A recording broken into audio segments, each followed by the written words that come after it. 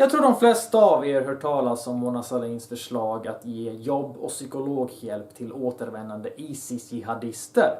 Det har gjort väldigt många människor förbannade, speciellt kurder och syrianer som har flytt Mellanöstern för att komma undan från militanta islamister. Men även vem som helst som bara gillar folkvett.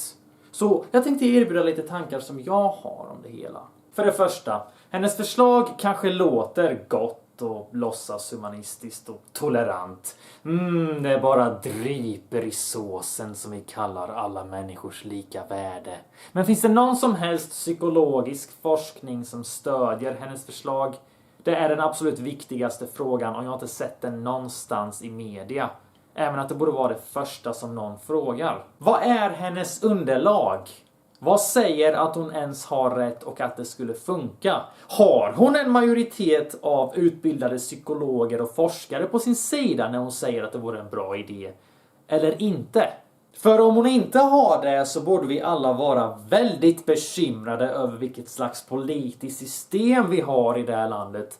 Där en kärring som bara vill vinna godhetspoäng hos smyg-islamistiska skitorganisationer som Sveriges unga muslimer kan få så otroligt mycket makt i samhället. Mona Sahlin bär ansvaret för hur det här landet ska bemöta terrorism. Hon bär direkt ansvar för ifall det kommer ske några lyckade terrorattentat i Sverige. Allt beror på hur mycket hon och Socialdemokraterna vill dalta med islamister. Och vet du vad? Det enda jag har sett än så länge i psykologväg är en legitimerad psykolog och doktor i psykiatri som inte håller med hennes förslag överhuvudtaget. Han har sågat det från grunden och uppåt. Han förklarar att det stora antalet människor som åker ner till Syrien för att kriga med Islamiska staten gör det för att de vill kämpa för en rättfärdig sak. Att strida mot ondskan och etablera en utopi är det som ligger bakom. Inte någon slags psykisk störning.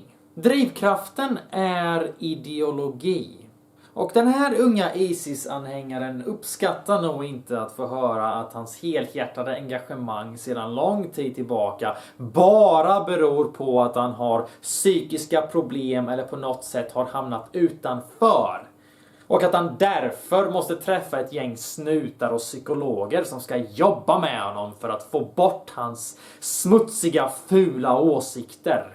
Tänk dig själv hur du hade reagerat ifall regeringen skulle vilja programmera om dig för att du har fel åsikter.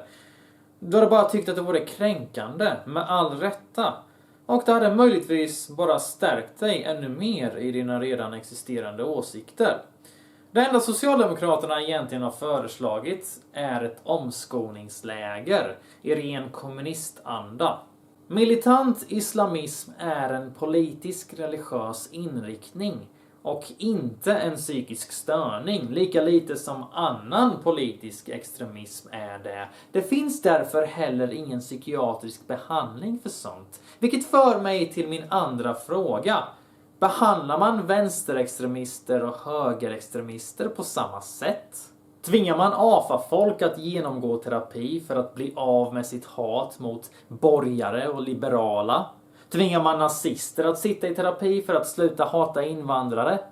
Jag vet inte svaret på den frågan, det är därför jag ställer det som en öppen fråga, men jag tror inte det. Och för den delen, de politiska extremisterna vi har i Sverige är inte ens i närheten så våldsamma som de religiösa politiska extremisterna som krigar med Islamiska staten. Hjärntvättande terapi hade nog inte fungerat på AFA eller SRM. Så varför i helvete skulle det fungera på jihadister? Islamiska staten avrättar folk för att de tittar på fotboll. Det finns inga behandlingscenter för sådana människor. En annan sak jag verkligen stör mig på, en annan poäng som lyser med sin frånvaro i media är detta. Varför pratar ingen om nazisterna? Varför drar ingen den jämförelsen? För det här är precis samma sak. När Hitler och hans armé försökte ta över världen var det någon som föreslog att man skulle sätta stopp för dem genom att ge dem bullar och saft och terapi. Nej, vi mördade dem. Eller inte Sverige, för Sverige var en jävla fitta under andra världskriget. Men resten av världen tog sitt ansvar och satte stopp för Hitler på det enda sättet som funkar, med dödligt våld. Islamiska staten är den moderna tidens Nazityskland och vissa människor förstår inget annat än döden. Så lägg ner ditt jävla skitsnack om alla människors lika värde. Det finns viktigare saker än fina reklamslogans för vänsterpolitiker. Blotta tanken på att någon skulle säga samma sak om Hitlers armé som Mona Sahlin gör om jihadisterna är helt absurd. Ifall vi bara ger nazisterna praktikplatser så kanske de slutar göra lampor av judehud. I Balkankriget på 90-talet så hade NATO kunnat förhindra massakern i Srebrenica, men det gjorde de inte för vissa människor trodde inte på mord. De trodde enbart på diplomatiska samtal och pacifism. Och som ett resultat av det så dog en jävla massa muslimer i onödan. Jag plågade mig själv igenom en 12 minuter lång debatt där Devin Rexvid ställer Mona Sahlin mot väggen. Och det enda jag hörde från Mona Sahlin som motargument var: vi måste arbeta förebyggande också! Vi måste arbeta förebyggande också! Vi måste plocka upp dem innan de blir terrorister! Vad är det hon inte fattar med kritiken hon får? Det handlar inte om vad som ska hända innan, det handlar om vad som ska hända efter. Hon vill ge jobb och bidrag och terapi till de som redan har varit nere i Syrien. Till de som redan har begått hemskheter. Det är för fan inte förebyggande arbete när det redan har hänt. I en dokumentär av den israeliska journalisten Itai Angel så intervjuades 2 jihadister som hade blivit tillfångatagna av kurdiska soldater. När de tillfrågades hur det kändes att ha mördat och slaktat ungefär 20 personer var, så svarade de: det kändes bra. Och jag såg till att kniven jag använde var slö, så att han skulle lida mer när jag skärde av hans huvud. Mona Sahlin påstår att de här människorna kan bli rehabiliterade och integrerade. Hon påstår även att många som åker ner dit inte vet vad de ger sig in på. Islamiska staten rekryterar människor genom att sprida filmer där de halshugger otrogna och skryter om våldtäkter och folkmord. Hur fan har hon den jävla magen att påstå att de här människorna inte vet vad de ger sig in på? Det som gör mig riktigt förbannad är att hon inte ens behöver ta något ansvar för sina idiotiska idéer och hjärndöda uttalanden. Det är ingen i media som ställer såna här frågor till henne. Jag har bara sett henne behöva svara på kritik en gång och det var i en väldigt kort radiodebatt. Det är fan inte tillräckligt. Mina motargument är starka och hon behöver inte ens bemöta dem. Det är ingen som ens fattar hur hon tänker när det kommer till allt det här. Den här personen är ansvarig för våra liv och Sveriges utveckling. Det allra minsta hon skulle kunna göra är att prata med folket som har frågor till henne om vad hon har tänkt att göra. Men jag kan inte ens hitta en jävla mailadress till henne. När Anders Breivik dödade en massa rödingar på Utoya så fick inte Norges regering för sig att man skulle försöka bota honom genom terapi och praktikplats. De låste in honom på livstid. Men här i Sverige säger man att samma sorts jävel borde bli gullad med och integrerad i samhället. Synen på dessa förövare som offer kommer att bli vår undergång. När det kommer till Hitler och SS så håller alla med om att vissa människor går inte att resonera med. Det finns bara ett sätt att stoppa dem på och det är inte tolerans. Så varför gör vi ett undantag för Islamiska staten? För några månader sedan så vägrade Sveriges regering hjälpa kurderna i Syrien. De ville inte ge kurderna vapen för att kunna försvara sig mot Islamiska staten. Samtidigt har svenska regeringen inga problem med att exportera vapen till Saudiarabien. En militant islamistisk diktatur och en jävla livmoder för religiösa extremister. De har heller inga problem med att låta islamister sitta i riksdagen. Och nu får vi reda på att regeringen vill behandla Islamiska statens massmördare som ungdomsbrottslingar. En fråga som vi alla borde ställa oss själva är: vems sida står Sveriges regering på egentligen? Det spelar ingen roll vad de säger, för du vet att politiker är rövslickare som man inte kan lita på. Deras största mål är att vinna röster och säkra sin feta riksdagslön på 60 000 i månaden. Så du kan inte lyssna på det de säger. Det enda som spelar roll är det de gör. Och i praktiken så ser det ut som att Sveriges regering är allierad med Islamiska staten. I Tyskland så har de förbjudit all verksamhet som hänger ihop med Islamiska staten. I England så tar de ifrån jihadisternas medborgarskap. I Sverige så tycker vi att blotta förslaget är rasistiskt. Men jag skiter i om förslaget kommer från Sverigedemokraterna. För det är det enda riktiga effektiva alternativet vi har ifall vi vill förhindra terrorattentat i Sverige och bekämpa militanta islamister. Och det är inte omöjligt att ta ifrån någons medborgarskap. Det skapar inte alls ett rasistiskt vi- och dom-samhälle som kollapsar på sig självt och startar ett raskrig.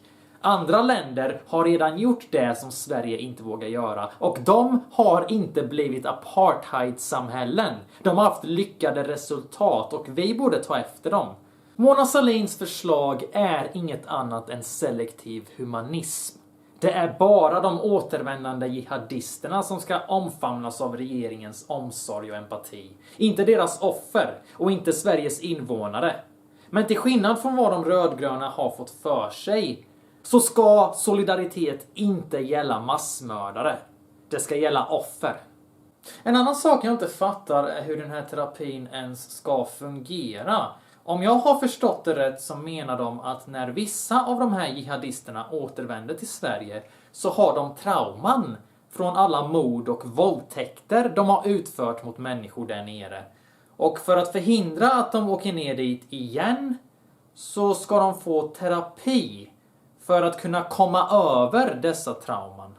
Är det bara jag som inte hänger med i den logiken? Låt oss ta det steg för steg här. Åka ner, mörda, komma tillbaka, må dåligt, vill ändå åka ner igen för att mörda.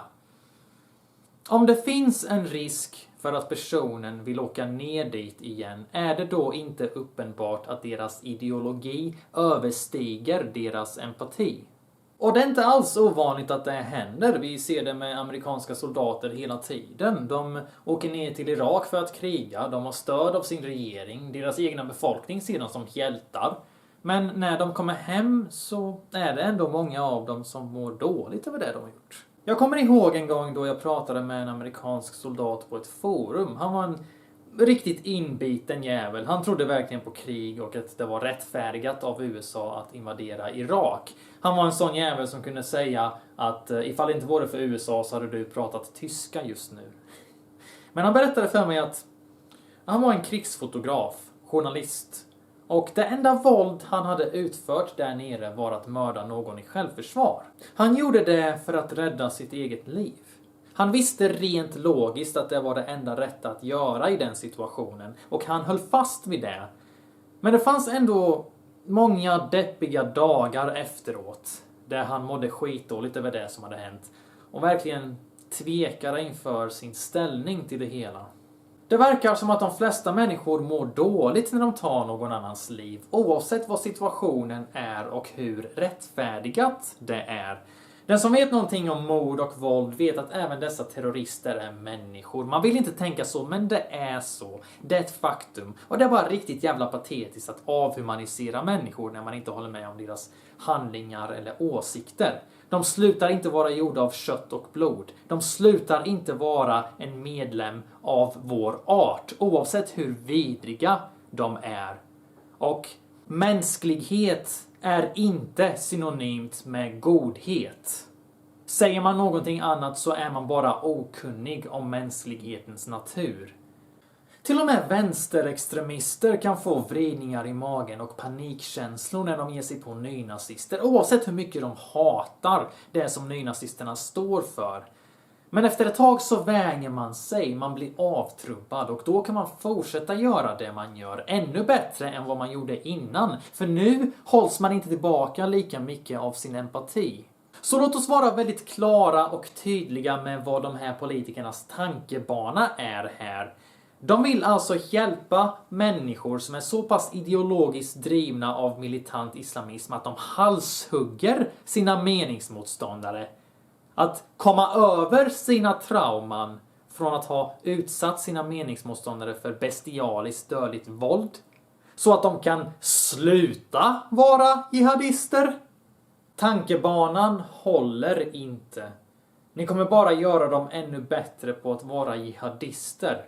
Synen på dessa människor som offer kommer att bli våran undergång. Man kan behandla ett trauma, men man kan inte behandla en ideologi. Det är väldigt få som tycker att mord är genuint roligt, men de gör det ändå för att de tycker att det behövs. Jihadisterna kanske mår dåligt, men de kan knappast tycka att det de har gjort är fel utifrån en ideologisk ståndpunkt ifall de funderar på att åka ner dit och göra det igen. Och här är en fråga som Mona Sahlin absolut inte hade velat få i direktsändning.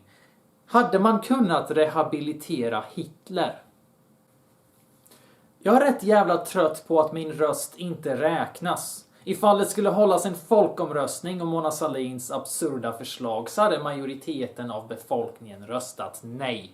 För majoriteten av befolkningen är inte rödingar som tycker synd om terrorister. Men det är klart, politikerna bryr sig inte ett skit om vad vanligt folk tycker. De är bara ett gäng elitistiska rövhål som är rädda för att bli kallade rasister och anklagade för att inte bry sig om alla människors lika värde. Löshet. Det är ganska sorgligt att en svensk officer som krigar för fredsbevarande styrkor i Afghanistan inte ens får lika mycket hjälp och stöd av regeringen som en återvändande ISIS-krigare. Socialdemokraterna har sagt att man borde kriminalisera terrorträning utomlands, men de har inte sagt vad de tycker att straffet borde bli. Och med tanke på hur fängelsesystemet i Sverige fungerar så hade jag inte vågat tänka mig att straffet skulle kunna bli mer än 5 års fängelse?